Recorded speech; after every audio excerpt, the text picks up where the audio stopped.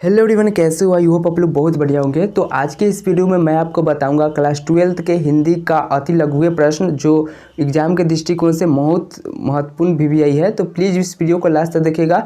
अगर मेरे चैनल पर नए हो तो प्लीज़ चैनल को सब्सक्राइब करके बेल आइकन को जरूर से प्रेस कर दीजिएगा। तो चलिए शुरू करते हैं। तो 1 नंबर क्वेश्चन कर रहा है, चंपारण में बाढ़ की प्रचंडता के बढ़ने का क्या करना है? तो चंपारण में बाढ़ आने की क्या है उसके उपाय? तो चंपारण क्षेत्र में पहले बहुत ही घना जंगल हुआ करता था। चंपारण क्षेत्र में पहले बहुत ही घना जंगल हुआ करता था जो किसी के पानी को रोकता था, जो जमीन के पानी जो होता है उसको रोकता था। धीरे धीरे जंगल की कटाई होने के बाद भूमि समतल हो गई और उसके बाद के पानी के बहाव में कोई रुकावट नहीं आता था, प्रचंड रूप से बाढ़ आने लगी। ठीक है, अगला क्वेश्चन है, कभो कब अवसर पाई में अब संबोधन किसके लिए किया गया है? कभो कब अवसर पाई में अब संबोधन सीता माता के लिए हुआ है। तुलसीदास सीता को माँ कहकर संबोधित कर रहे हैं। तुलसीदास श्री राम को अपने हृदय में बसाना चाहते हैं, अतः अब जानते हैं कि माँ का हृदय अत्यंत दयालु और ममता से भरा होता है, इसीलिए तुलसीदास माता सीता से आग्रह करते हैं कि वे श्री राम को अपनी याद दिलाए। ठीक है, वह मतलब तुलसीदास जो है वह सीता को माँ कहकर संबोधित करते हैं और इसीलिए क्योंकि जानते हैं कि माँ का हृदय अत्यंत दयालु और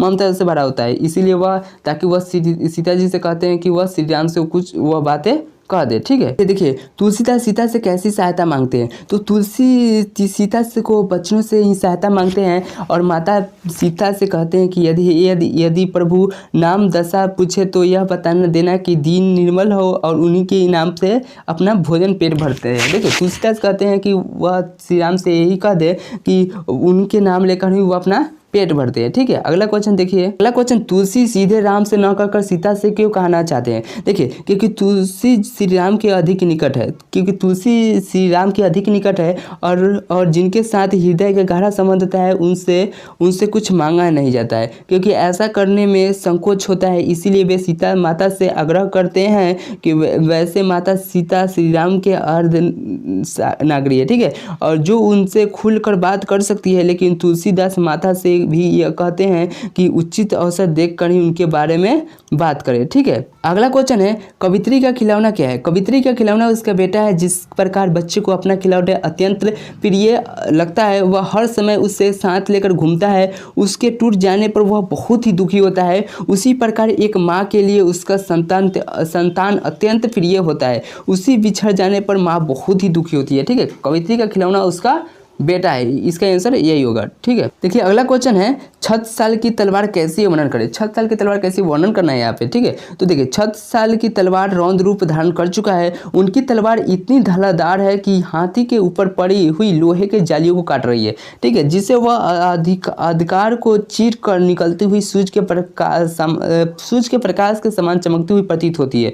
उनकी तलवार शत्रुओं के गले में मृत्यु के समान निपट रही है। शत्रुओं को सिरों की माला शिवाजी को अर्पित कर रही है। ठीक है, इसको देख लीजिए, ये भी बहुत ही इंपॉर्टेंट क्वेश्चन है। स्पष्ट करना है, भाव स्पष्ट करना है। ठीक है, आज दिशाएं भी हंसती है, उल्लास विश्व पर छाया, मेरा खोया हुआ खिलौना अब तक मेरे पास नहीं है। ठीक है, तो प्रस्तुत पंक्ति जो है सुभद्रा कुमारी चौहान द्वारा लिखित वियोग से ली गई है। लेखिका इस पंक्ति के माध्यम से यह कहना चाहती है कि आज चारों तरफ प्रशंसा का वातावरण बनी हुई है, सभी लोग अपनी अपनी खुशी में डूबे हुए हैं। ऐसे में पुत्र के वियोग में माँ अपने बेटे के आने का इंतजार कर रही है। पुत्र वियोग में डूबे माँ के लिए सारी खुशियाँ बेकार है। ठीक है, आगे क्वेश्चन है, माँ के लिए अपना मन समझाना कठिन है कैसे? ठीक है, माँ के लिए अपना मन समझना तब कठिन हो जाता है जब उसका प्यारा बेटा उसके पास ना हो, यानी किसी कारण अपने बेटे से न मिल पाई हो। ऐसी स्थिति में माँ को अपना मन समझाना कठिन हो जाता है। ठीक है, इसका क्वेश्चन का आंसर यही था। अगला क्वेश्चन बहुत इंपॉर्टेंट है,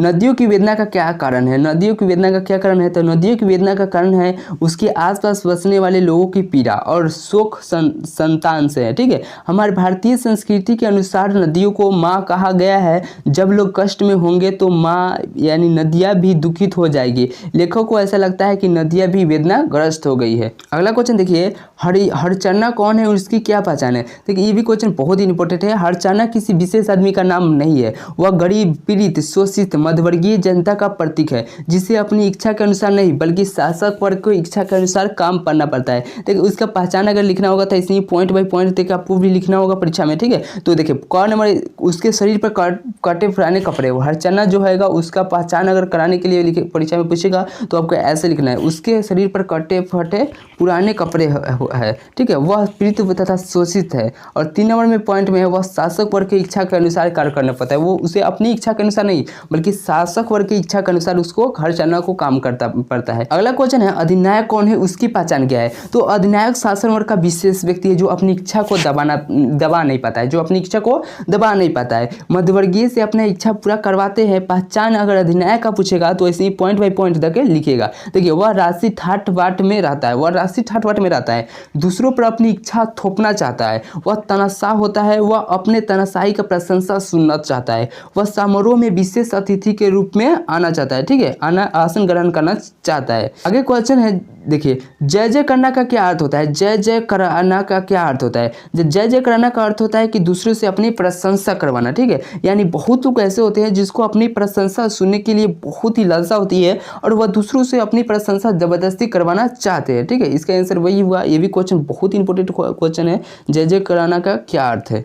देख लीजिए, अगला क्वेश्चन है, लोहा क्या है, इसकी खोज क्यों की जा रही है। तो देखिए, लोहा एक धातु है जो अपनी मजबूती, बहुयकता और सर्वव्यापकता के लिए प्रसिद्ध है। पाट में चर्च बलाडीला में लोहा की खदान भी प्रसिद्ध है। इसकी खोज इसलिए की जा रही है क्योंकि यह मानव के लिए बहुत ही उपयोगी है, अर्थात यह हमारी जिंदगी और समुद्र में खुल मिलकर गया है, ठीक है। अगला नंबर क्वेश्चन है, अर्थ स्पष्ट करना है, ठीक है, कि हर वह आदमी जो मेहनत कर से लोहा है, हर वह औरत जो तभी सताई है, बोझ उठाने वाली है, वह लोहा है, ठीक है। तो इस देखिए, इसका आंसर देखिए, प्रस्तुत पंक्ति विनोद कुमार शुक्ल द्वारा रचित कविता प्यारे नन्हे बेटे से लिया गया है। कविता, ठीक है, कविता प्यारे नन्हे बेटे से लिया गया है। इस पंक्ति के माध्यम से कवि यह बताना चाहते हैं कि हर वह आदमी जो अपनी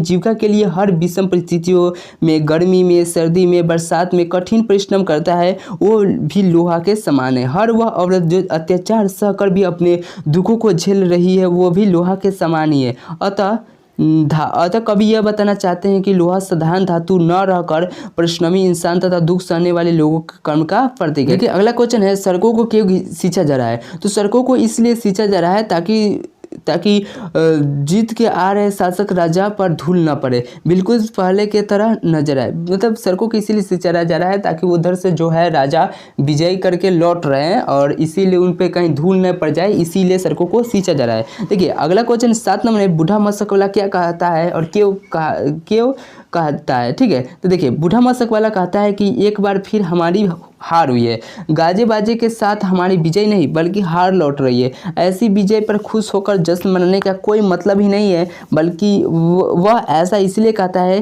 क्योंकि वह अनुभवी व्यक्ति है। वह उससे यह अच्छी तरह पता है कि समाज में घृणा, द्वेष, हत्या, लूटपाट आदि मानवता के विनाश के कारण नहीं है। अगला नंबर क्वेश्चन है, उत्सव क्यों और क्यों मनाया जाता है। उत्सव कौन और क्यों मनाया जाता है, ठीक है। तो उत्सव शहर में रहने वाले सामान्य नागरिक मना रहे हैं, उसके उत्सव मनाने का निम्नलिखित कारण है। देखिए, उनको यह पता है कि सेना ने विजय प्राप्त कर ली है और यह युद्ध क्षेत्र में वापस आ रहा है, ठीक है। उनको सच बात तो बिल्कुल ही नहीं पता है, इस विषय में मारे गए लोगों के विषय में कुछ उन्हें नहीं पता है, ठीक है। देखिए, अगला क्वेश्चन है, कविता में किन शोक गीत का चर्चा हुई है। तो कविता में बिना गाए बिना सुने हुए शोक गीत की चर्चा हुई है, अर्थात यह कहने का मतलब यह है कि यह समय था कि जब गांव में ऋतुओं, त्यौहार भी आदि से संबंधित गीत पूजा करते थे। आज वह सब सुनने को नहीं मिलता है, लेखक इसे शोक गीत कहकर संबोधित करते हैं, ठीक है। तो इस वीडियो में इतना ही। इस वीडियो में जितने भी क्वेश्चन बताए वो एग्जाम के दृष्टिकोण से मोस्ट VVI है, तो सभी क्वेश्चन को आप लोग अच्छे से देख लीजिएगा फिर से अगर हो सके तो, ठीक है। तो वीडियो को लाइक कर दीजिएगा और चैनल पर नए हो तो चैनल को सब्सक्राइब जरूर से कर लीजिएगा। इस वीडियो में इतना है, मिलते हैं नेक्स्ट वीडियो में। Thanks for watching this video.